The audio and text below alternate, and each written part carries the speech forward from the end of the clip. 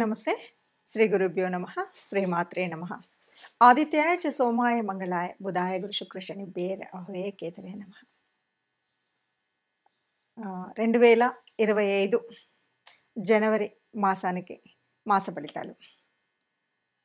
2025 జనవరి అనగానే అందరికీ ఒక ఆలోచన ఏంటంటే ఈ సంవత్సరం ఎలా ఉంటుంది అని. నిజానికి అందరికీ కూడా ఆంగ్ల నూతన సంవత్సర శుభాకాంక్షలు. జనవరిలో మరి కొత్తగా మనకేం మార్పు ఉంటుంది ఏంటి అంటే, నిజానికి మన సనాతన ధర్మంలో ఉన్న శాస్త్రీయతలో మనం ఎప్పుడు కూడా సంవత్సర ఫలితాలు అనేవి తెలుసుకునేటప్పుడు ముఖ్యంగా ఉగాది నుండి ఉగాది వరకే మనం తెలుసుకుంటాం. కానీ ఇది మన కన్వీనియన్స్ కోసం పెట్టుకున్నటువంటి గ్రెగేరియన్ క్యాలెండర్ ప్రకారంగా కొత్త సంవత్సరం ఆంగ్లేయులు ప్రపంచవ్యాప్తము ఇదంతా ఒకటి సిద్ధాంతం ఉంది కాబట్టి ఆంగ్ల నూతన సంవత్సరం అని చెప్తున్నాం. కానీ ప్రతి మాసంలో ఎలాగైతే మన గ్రహాలు గోచార రీత్యా సంచారం జరుగుతూ ఉంటుందో అదే ఉంటుంది.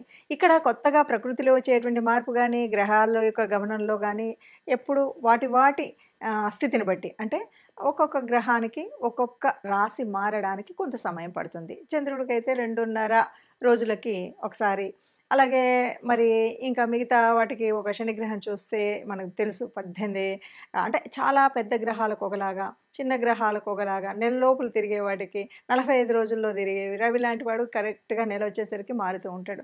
ఇలాంటివి గ్రహాల యొక్క గమనం ఉంటుంది. మరి ఇలా ఉన్నప్పుడు జనవరి మాసంలో ఎలా ఉంటుంది, ఏ రాశి అంటే గోచార రీత్యా ఏ రాశిలో ఏ గ్రహాలు ఉన్నాయని కనుక మనం ముందు చూసినట్టయితే, ఈ మాసంలో మనకు ముందు నుండి ఉన్నట్టుగానే రాహు మనకి మీనరాశిలో ఉంటుంది, కేతువు కన్యారాశిలో. ఇది దాదాపుగా చాలా నెమ్మదిగా కదిలేటువంటి గ్రహాలు కాబట్టి ఇప్పుడప్పుడే మారే పరిస్థితి లేదు అన్నట్టుగా మనకు కొంత కాలం నుండి ఉన్నాయి. సరే, గురువు వృషభంలో ఉన్నాడు, సేమ్ వక్రించే ఉన్నాడు. తర్వాత కర్కాటక రాశిలో ఉన్నటువంటి కుజుడు మళ్ళీ వక్రగతిలో ఉన్నాడు. కాకపోతే ఈ నెల 21వ తారీఖు మళ్ళీ వెనక్కి వెళుతూ ఉన్నాడు, అంటే మిథున రాశిలోకి వెళుతూ ఉన్నాడు. తర్వాత ఇక బుధుడి దగ్గరికి వచ్చేసరికి వృచ్చికంలో ఉన్నాడు, 4వ తారీఖు మారి ఆయన ధనుస్సులోకి వెళ్తాడు. ఆ తర్వాత మళ్ళీ 25వ తారీఖు వచ్చేసరికి మకరంలోకి ప్రవేశిస్తాడు. ఇది మనకు బుధుడి యొక్క గ్రహస్థితి. ఇక రవి ప్రతి మాసానికి ఒకసారి మారుతూ ఉంటాడు. ముఖ్యంగా ఈ మాసంలో రవి యొక్క ప్రత్యేకత చాలా ఎక్కువ. ధనుసు రాశిలో ఉన్నటువంటి రవి మకరంలోకి మారడం వల్లే మనకి కొన్ని మార్పులు, ఉత్తరాయణ కాలం రావడం కానీ మకర సంక్రాంతి రావడం కానీ జరుగుతుంది. అలా రవి మకర రాశిలోకి ప్రవేశిస్తాడు. ఇక శుక్ర శనులు ఇద్దరూ కూడా మనకి కుంభరాశిలో కనిపిస్తారు. మీనరాశిలో రాహు ఉన్నాడు అని చెప్పుకున్నాం. అయితే శుక్రుడు 28వ తారీఖు మనకి మీనరాశిలోకి వెళ్ళడం అనేటువంటిది ఉంటుంది. మరి ఇలాంటి గ్రహస్థితి ఉన్నప్పుడు, అంటే గ్రహాల యొక్క గమనం ఇలా ఉంది, మరి ఇలా ఉన్నప్పుడు ఒక్కొక్క రాశి వారికి ఎలాంటి ఫలితం కనిపిస్తుంది? ఎందుకు అంటే మనకి కొన్ని యోగించే గ్రహాలు ఉంటాయి, కొన్ని యోగించని గ్రహాలు ఉంటాయి. గ్రహాల యొక్క స్థితి, యుతి, దృష్టి వీటన్నింటి మీద మన యొక్క గ్రహస్థితి ఉంటుంది. ఏ మాసానికైనా, ఏ పక్షానికైనా, వారానికైనా దినఫలాల వరకు చూసుకున్నప్పటికి కూడా ఏ రోజుకి ఆ రోజు మారుతూ ఉంటుంది, ఎప్పటికప్పుడు ఉంటుంది. అలా మారుతున్నప్పటికి కూడా మనం దినఫలాలు చూసుకునే వాళ్ళు ఉంటారు, వారఫలాలు ఇలా చూసుకుంటూ ఉంటాం.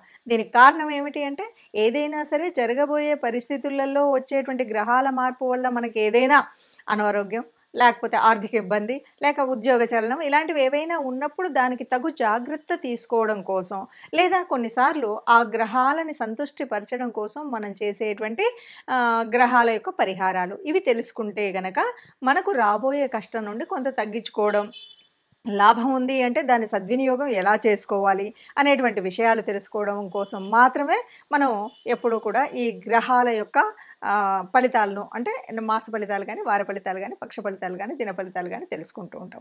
అందులో భాగంగా మరి 2025 జనవరి మాసానికి మాస ఫలితాలు మనం ముందుగా రాశి వారీగా, అంటే ఒక్కొక్క రాశి 12 రాశులకు ఫలితాలు తెలుసుకుందాం.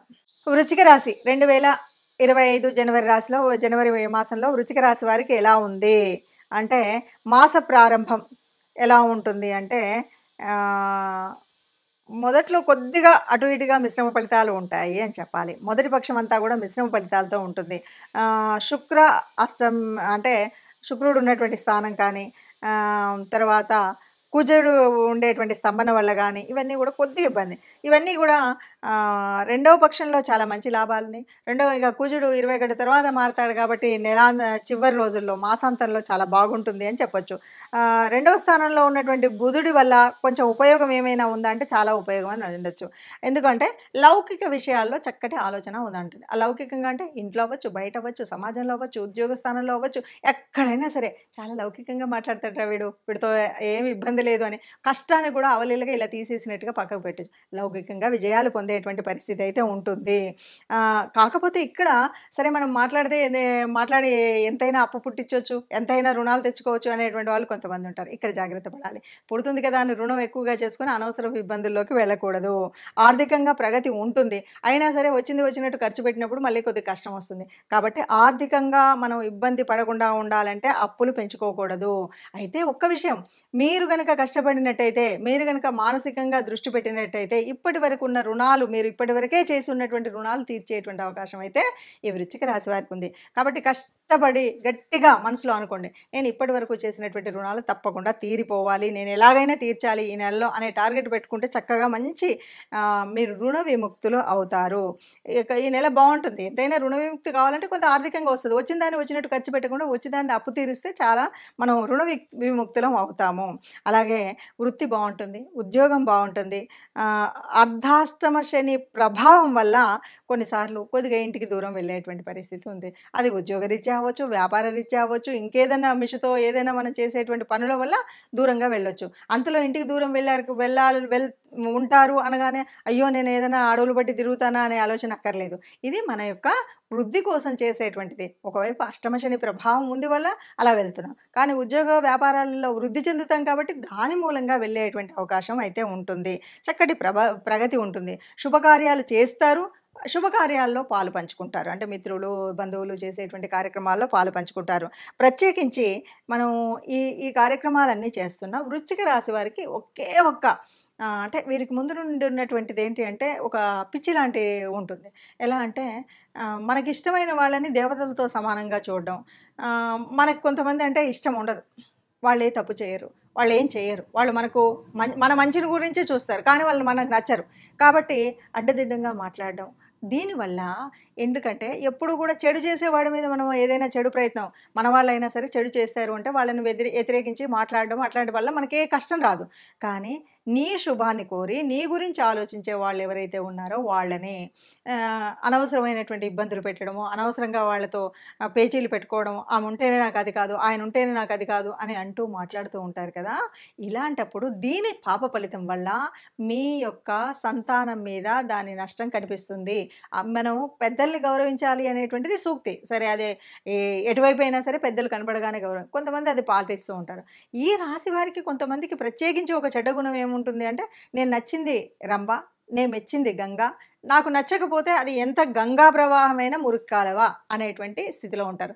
ఇది మీ మనసుల్ని బట్టి మీరు ఆలోచించి ఆ ఆలోచన ప్రకారంగా మనం ఈ తప్పు ఎక్కడైనా చేస్తున్నామా గ్రహించుకోండి. సంతానాభివృద్ధి కోసం ఆ తప్పును చేయకుండా ఉండండి. ఇంతకు మించి మనం ఇక్కడ ఏం చెప్పక్కర్లేదు. ఇక అన్నిటికీ మించి ఎవరు ఏదన్నా సరే పరమేశ్వరుడు యొక్క అనుగ్రహం ఉండాలి కాబట్టి పరమేశ్వరుడు యొక్క అభిషేకం మీకు అన్నింటా శుభాలనిస్తుంది. ఇక్కడ ఒక విషయాన్ని గుర్తుపెట్టుకోవాలి. ఇందాక చెప్పినట్టు పరమేశ్వరుడు అభిషేకం చేస్తే అన్నిటిలో సుఖంగా ఉంటాం కాబట్టి మేము ఎవరిని తిట్టాలో, ఎవరిని గట్టిగా మాట్లాడాలో అలా చేస్తూ ఉంటామంటే అక్కడ పరమేశ్వరుడు కూడా సంతోషించాడు. అది దృష్టిలో పెట్టుకొని చేయండి, అంతా సుఖంగా ఉంటారు. ఇప్పటి వరకు మనం చూసినటువంటి అంటే గ్రహాల యొక్క గమనము, వాటి వల్ల మనకు ఉన్నటువంటి యోగించే గ్రహాలు, యోగించని గ్రహాల మూలంగా మనకు వచ్చేటువంటి కష్టాలు, నష్టాలు. ఇప్పటి వరకు కొన్ని రాసులకి అర్ధాష్టమ శనిలో ఉన్నారు, కొన్ని రాసులు ఏళ్ళనాటి శనిలో ఉండి చివరి దశలో ఉన్నారు. ఇలాంటి పరిస్థితుల్లో మనము ఎలా ఏంటి అంటే కనుక ఆలోచించినట్టయితే మరి గ్రహాల యొక్క అనుకూలత ఉండాలి, ఇష్టదేవత యొక్క అనుగ్రహము ఉండాలి. అందుకోసం మనం చేయవలసినటువంటిది ఏమిటి అంటే ముఖ్యంగా ఇక్కడ శని యొక్క వక్రగతి, దీని మూలంగా వచ్చేటువంటి ఫలితాలు ఇవన్నీ మనం చూస్తున్నాం కాబట్టి తప్పకుండా ఈ మాసంలో మాసం పక్షాల్లో అంటే ప్రతి పక్షంలో కూడా ఒకసారైనా కనీసం నవగ్రహ మండపానికి వెళ్ళడం అనేటువంటిది తప్పనిసరిగా చేయాల్సినటువంటిది. మనం రాశి వారీగా చెప్పుకుంటున్నటువంటి మనం మన రాశిలో చెప్పుకున్నటువంటి గ్రహాల అనుకూలత కోసం తప్పనిసరిగా మూల మంత్రాలని చదువుకోవడం ముఖ్యమైనటువంటిది. అంతేకాదు మొదటగా ఉన్నటువంటి ధనుర్మాస పరిస్థితి. దానివల్ల విష్ణు రూపాల్లో ఏ రూపాన్నైనా మనం ప్రార్థించడము, అలాగే శివాలయానికి వెళ్ళడం. ఈ 2 తప్పనిసరిగా చేయాలి. ఇవేవి మనకు వీలు కాలేదు. ఎలా చేయాలి? ఏం చేయాలి? మరి నాకు గ్రహస్థితి మార్పు ఉండాలి. ఇదంతా నేను ఆనందంగా ఉండాలి, హాయిగా ఉండాలి, ఆరోగ్యంగా ఉండాలి అని యోచించేవాళ్ళు మనుషులకు. కాకపోతే గోశాలకు వెళ్ళడం, గోగ్రాసం ఇవ్వడం ఇది మన వల్ల కాలేదు.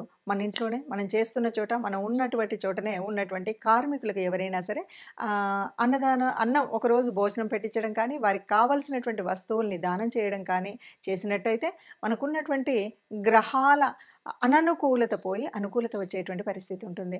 ఎవరైనా సరే అందరం అనుకూలంగా ఉండాలి, గ్రహాల అనుకూలంగా ఉండాలి, దేవతల యొక్క అనుగ్రహం ఉండాలి. దీనికి కూడా దేవతానుగ్రహం కోసం ఇష్టదేవతా ప్రార్థన అనేటువంటిది మర్చిపోకుండా చేయాలి. లేదు బయటకు వెళుతున్నాం, ఏ కష్టం రాకుండా ఉండాలి అని అనుకున్నప్పుడు మనం తప్పనిసరిగా ఏదైనా ఒక చిన్న శ్లోకం రాముడికి సంబంధించినటువంటిది ఏదైనా సరే, ఆపదామపహర్తారం దాతారం సర్వసంపదాం లోకాభిరామం శ్రీరామం భూయో భూయో నమామ్యహం అంటాం కదా. ఇది చదివితే ఎప్పుడు కూడా ఎక్కడా కష్టం ఉండదు. ఇంత పెద్ద శ్లోకం మాకు కష్టం అండి అనుకుంటే కనీసం ఆ అమ్మని తలుచుకోండి, శ్రీమాత్రే నమః అనుకోండి. శ్రీమాత్రే నమః అనుకుంటూ మనం ఏదైనా పని మొదలుపెట్టినా, బయటకు అడుగుపెట్టినా మనం ఇలా చేసినట్టయితే మనకు ఉన్నటువంటి కష్టాలన్నీ పోయి అనుకూలమైనటువంటి పరిస్థితిలో అన్ని మాసాల్లాగానే మనం అందంగా మనందరం కూడా ఆనందంగా ఉండాలి, సంతోషంగా ఉండాలి. ఆ సంతోషంగా ఉన్న వాళ్ళలో మనం తప్పనిసరిగా ఉండాలి అని కోరుకుందాం. సర్వే జనా సుఖినో భవంతు అందాం.